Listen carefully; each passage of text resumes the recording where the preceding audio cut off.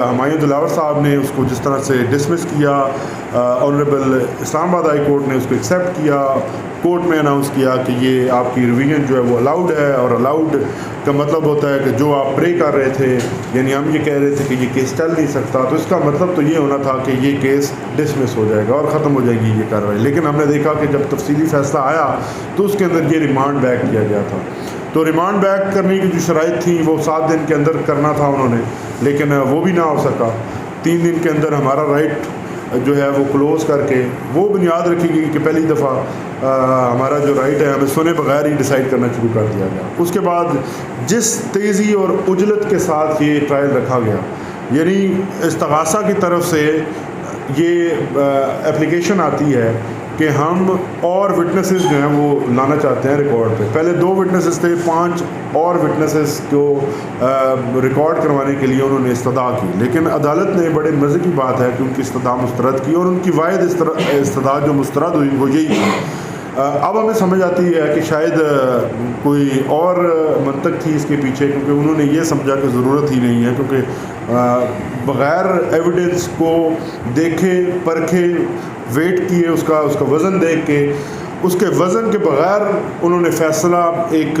پری recorded فیصلہ دینا تھا، جو کہ ہم سب نے دیکھا کہ دیا گیا.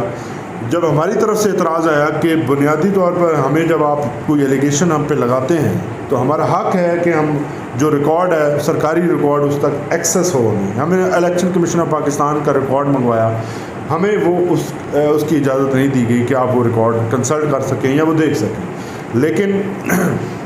جب ہم اوپر اسلام آباد ہائی کورٹ پہنچے تو وہاں پہ بھی آپ نے دیکھا کہ ہماری جو پٹیشن ہے اس کی حد تک وہ جو ہے ڈسمس کی گئی. اس کے خلاف ابھی ہم سپریم کورٹ میں ہم نے فائل کی تھی ہماری پٹیشن، ابھی اس کو نمبر لگا تھا کہ یہاں نیچے جس طرح فیصلہ ہوا. یہ سارا کیس جو ہے بنیادی طور پر اس کا کنڈکٹ جو ہے یہ بتانا انتہائی ضروری سمجھتا ہوں. میں پہلے آپ کو بتایا کہ یہ پورا نظام انصاف اس کے اوپر مبنی ہے. اب یہ 5 اگست کو جس دن یہ فیصلہ دیا گیا 12:32 پر عدالت سے یہ فیصلہ ہوتا ہے، اور 12:51 پہ میں زمان پارک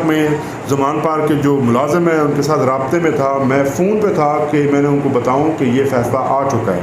جبکہ میں ابھی اس ملازم کو بتا رہا تھا کیونکہ مجھے معلوم تھا کہ خان صاحب کی طبیعت اس دن خراب ہے. خان صاحب کو بخار تھا اور شدید زکام تھا، جس کی وجہ سے وہ میڈیسن لے کر آرام فرما رہے تھے. میں نے ان کو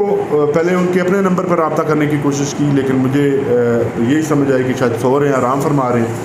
لیکن جیسے ہی میرا رابطہ ملازم کے ساتھ ہوا، یہ جو ادھر انچارج تھا اس کے ساتھ ہوا، اور میں فون پہ بات ہی کر رہا تھا کہ اس نے کہا کہ انصار بھائی یہاں تو پولیس سینٹر ہو گیا، جو کہ میں بالکل سرپرائز تھا کیونکہ ابھی فیصلہ تو یہاں پہ اناؤنس ہوا ہے. تو کس تیزی کے ساتھ جو ریمانڈ ہے، وہ جو وارنٹ ہے جو جہاں سے جاری کیا گیا، جو الیجڈلی اس وقت جاری بھی نہیں ہوا تھا، صرف اناؤنس ہوا.